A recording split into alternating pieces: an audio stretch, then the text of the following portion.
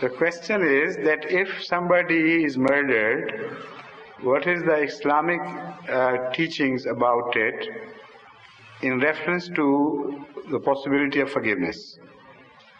If the question is asked, if the near relatives do not agree to forgiveness, then what is the Quranic teaching about it?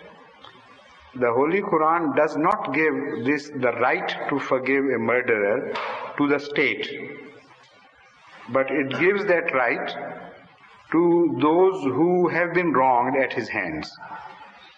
The one person who is murdered, he is no longer here, he doesn't belong to this earth. But the closest of relatives who would have inherited him, they have the right to decide if the murderer is to be forgiven or not.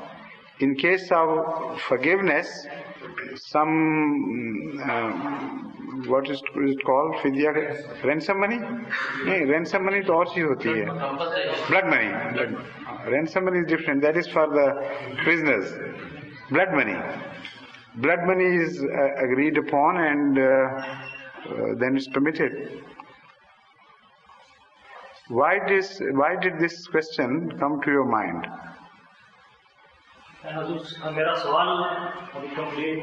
Also, make it complete, please. अगर लवाहिकीन माफ ना करना चाहे, मैं दिल से माफ नहीं करना चाहता, और मेरी रसाई कानून तक भी नहीं है, उस सूरत में या इंसाफ तक मेरी रसाई नहीं है, तो फिर तो क्वेश्चन ही कोई नहीं है. You can't take law into your own hands, if that is what you mean. You can't. लेकिन कुरान करीम में तो आया है कि अल्लाह ताला मोमिन पर फर्ज करता है कि वो बदला दे. नहीं, ये नहीं कहीं. कुरान करीम जहाँ जो आप रेफर कर रहे हैं, हरगिज वहाँ ये नहीं लिखा. मुख्तलिफ सिचुएशंस में ये सब्जेक्ट डिस्कस हुआ है. बाज़ जगह किसास है. किसास और चीज है. It is not an individual murder at all. At times there are nations which are at war with each other, or even if not at war, they have certain agreements, and somebody from one nation kills another person, and there is an agreement that in such case the offender nation would be responsible and will have to produce either the murderer or the blood money for that. That is called qisas. So Allah Ta'ala says that it is a must for mu'mineen, that in this case, that you must take qisas. وَلَكُمْ فِي الْحَيَاةِ وَلَكُمْ فِي الْقِسَاسِ حَيَاتٌ يَا أُولِي الْأَلْبَابِ. There is life for you, that is the national life. There you do not forgive, because then it will teach irresponsibility to other nations. They must be held responsible for such crimes of transgression against their border nations. So it does not apply to the individual murder at all. It is not mentioned. You are forced to forgive. The Holy Quran says it. The Holy Quran says it in so many words. But the word forgiveness does not apply to the situation which you have in mind. So you are not forced to forgive at all. You are helpless. A helpless man can't do a thing. What does helplessness mean? You can't do a thing. Even the Holy Quran also presents another picture of helplessness. The Holy Quran tells us that if a fly takes away something from your food or from your body or something, just a little bit, tiny little bit, you are so helpless you can't take it back. So what could you do there to get that back from the fly? The only thing is that you should pray to Allah and ask Him for vengeance or retribution if you are in such a mood as you cannot forgive and you cannot rest in peace. This is what you mean. Still you are not permitted to take the law in your hand.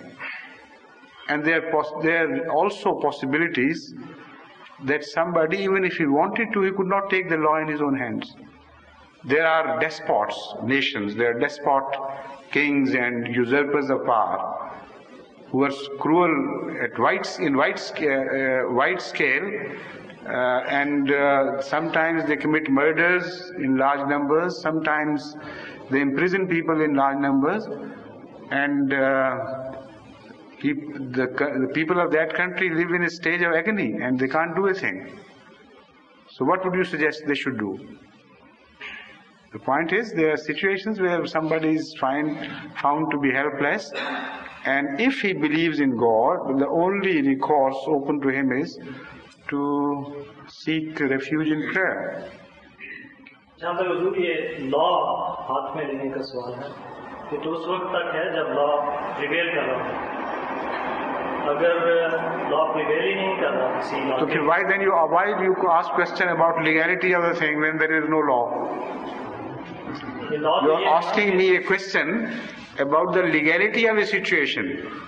Where there is no law, there is no legality to be asked about.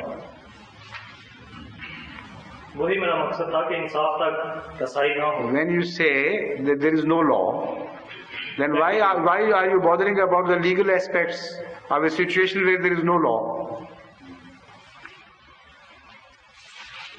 By no law, I mean that practically it's not prevalent. So practically, so by no legality, I mean practically no legality.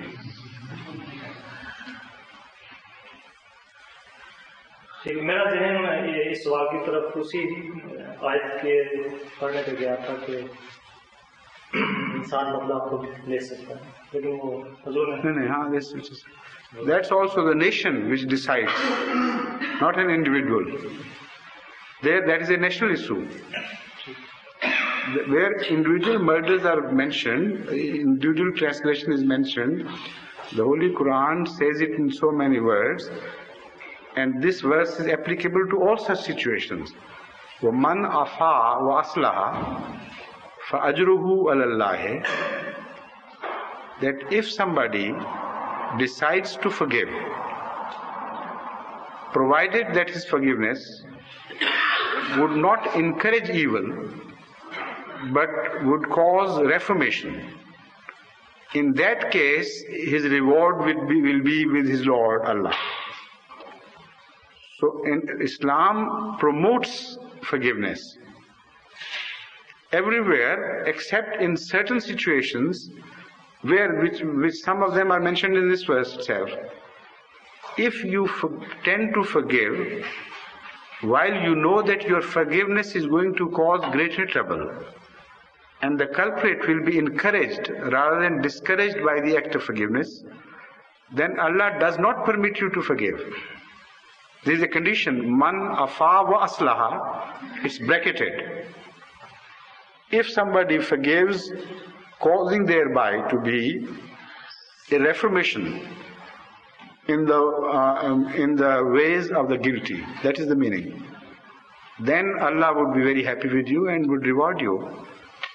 Otherwise, you just take your revenge and just that much, as you have been wrong before.